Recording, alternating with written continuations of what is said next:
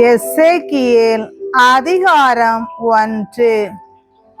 30ஆம் ஆண்டு 4ஆம் மாதம் 5ஆம் நாளன்று நான் நாடு கடத்தப்பட்டோருடன் கெபார் ஆற்றோரம் இருக்கையில் விண்ணுலகம் திறக்கப்பட கடவுள் அருளிய காட்சிகளை கண்டேன். அந்த மாதத்தின் 5ஆம் நாளன்று யோயாக்கீன் அரசன் நாடு கடத்தப்பட்ட 5ஆம் ஆண்டு கல்தேயர் நாட்டின் கெபார் ஆற்றோரம் பூசி என்ற குருவின் மகன் எசேக்கியேலுக்கு ஆண்டவரது வாக்கு அருளப்பட்டது. அங்கே ஆண்டவரின் கைவன்மை அவர் மேல் இருந்தது. நான் உற்று பார்க்கையில் வடக்கிலிருந்து புயற்காற்று விரைந்து வந்தது. மின்னல் அடிக்கும் பெருமேகத்தையும் அதனை சுற்றி சுடர் வீசும் தீப்பிழம்பையும் அத்தீ பிழம்பினுள் மின்னும் வெண்கலம் போன்ற ஒன்றையும் கண்டேன். அதன் நடுவில் நின்று 4 உயிரினங்களின் வடிவம் தோன்றியது. அவற்றின் தோற்றம் மனித சாயலுக்கு ஒப்பாய் இருந்தது.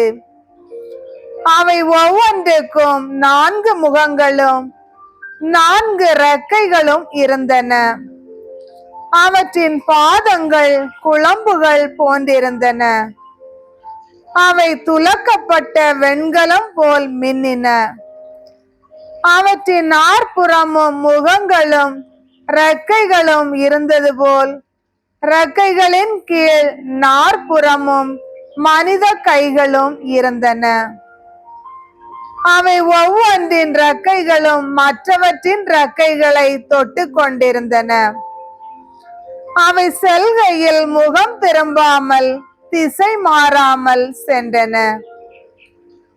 முன்புறம் மனித முகமாயும் வலப்புறம் சிங்க முகமாயும் இடப்புறம் எருது முகமாயும் பின்புறம் கழுகு முகமாயும் அவை 4 முகசாயலும் இருந்தன.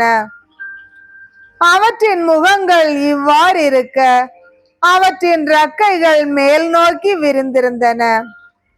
ஒவ்வொன்றின் 2 இறக்கைகளும் மற்றதன் இறக்கைகளை தொட்டு கொண்டிருந்தன. எஞ்சிய 2 அவற்றின் உடல்களை மூடியிருந்தன. அவை ஒவ்வொன்றும் நேர்முகமாய் சென்றன. எங்கெல்லாம் ஆவி ஈர்த்து சென்றதோ அங்கெல்லாம் அவையும் சென்றன.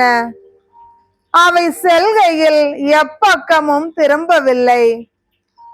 அவ்வுயிர்களிடையே பற்றி எரியும் நெருப்பு தணல் போன்றும் தீ பந்தம் போன்றும் ஏதோ ஒன்று தோன்றி முன்னும் பின்னும் சென்றது.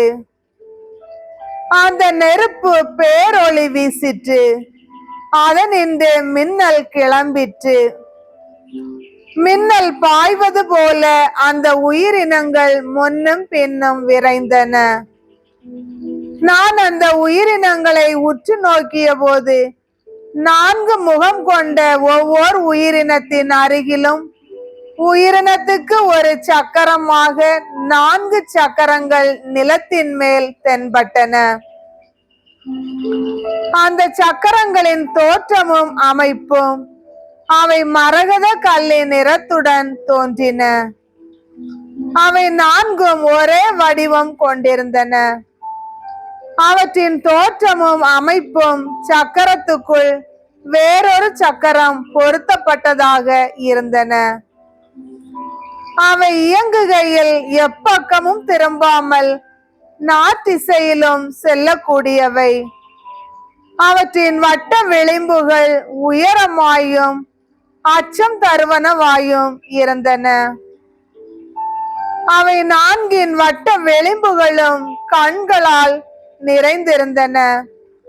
உயிரினங்கள் செல்லும் போது சக்கரங்களும் அவற்றோடு செல்லும். அவ்வுயிரினங்கள் நிலத்தினின்று மேலெழும் போது சக்கரங்களும் எழும்பும். எங்கெல்லாம் ஆவி ஈர்த்து சென்றதோ அங்கெல்லாம் அவையும் சென்றன. உயிரினங்களின் ஆவி சக்கரங்களில் இருந்ததால் சக்கரங்களும் அவற்றோடு எழுந்தன. அவை செல்கையில் இவையும் சென்றன, அவை நிற்கையில் இவையும் நின்றன. அவை நிலத்தினின்று மேலெழுந்த போது சக்கரங்களும் அவற்றுடன் எழுந்தன. ஏனெனில் அவ்வுயிரினங்களின் ஆவி சக்கரங்களில் இருந்தது. உயிரினங்களின் தலைகளுக்கு மேல் கவிகை போன்ற அமைப்பு ஒன்று இருந்தது. அது பளிங்கு போன்ற தோற்றம் கொண்டு அச்சம் தருவதாய் அவற்றின் தலைகளுக்கு மேல் விரிந்திருந்தது. அக்கவிகையின் கீழ் அவற்றின் இறக்கைகள் ஒன்றுக்கொன்று எதிராக விரிந்திருந்தன. மேலும் உயிரினம் ஒவ்வொன்றும் தன் உடலை 2 இறக்கைகளால் மூடிக்கொண்டிருந்தது. அவை செல்லும் போது அவற்றின் இறக்கைகள் எழுப்பிய ஒலியை கேட்டேன். அது பெருவெள்ளத்தின் இரைச்சல் போன்றும் எல்லாம் வல்லவரின் குரலொலி போன்றும் இருந்தது. அவை இயங்கும் போது ஏற்படும் இரைச்சலின் ஒலி ஒரு போர்ப்படையின் இரைச்சலை ஒத்த ஆரவாரமாக இருந்தது. அவை நின்றபோது தங்கள் இறக்கைகளை இறக்கி கொண்டன.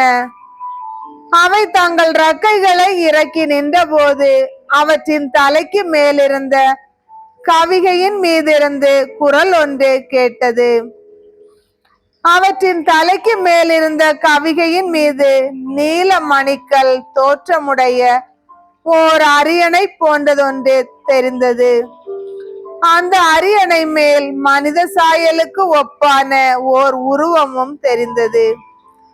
அவரது இடைக்கு மேற்புறம் சுற்றிலும் பளபளக்கும் வெண்கலம் போன்றும் நெருப்பு சூழ்ந்திருப்பது போன்றும் இருக்க நான் கண்டேன்.